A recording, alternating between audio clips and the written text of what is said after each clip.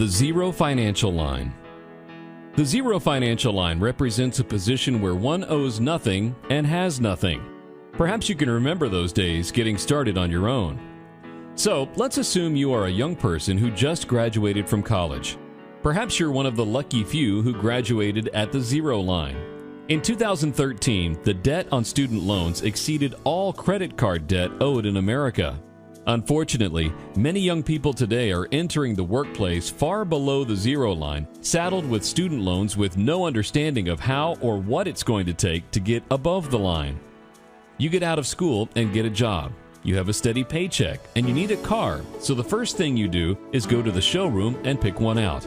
With your job and the car as collateral, you are given a loan and you drop below the zero line. You now start working your way back to becoming a zero, financially speaking. Then you get married and rent an apartment and eventually buy a house.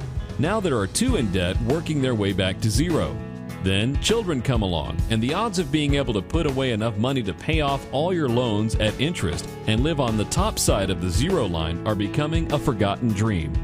Unfortunately, the bulk of Americans live in this position with little or no chance of ever living debt-free. A smaller amount of the population, called savers, have learned to do without until they have the money. But when something comes along that requires their savings, they must drain the tank to avoid paying interest and start saving for their next expense. There is another segment of people called wealth creators, who save and invest some of their current cash flow for their future lifestyle. The money they have accumulated is compounding interest, giving them uninterrupted growth.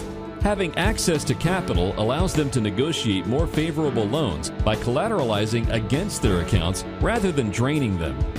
They make payments to the lending institution with dollars from their current cash flow, protecting the growth of the money they have saved and invested for their future.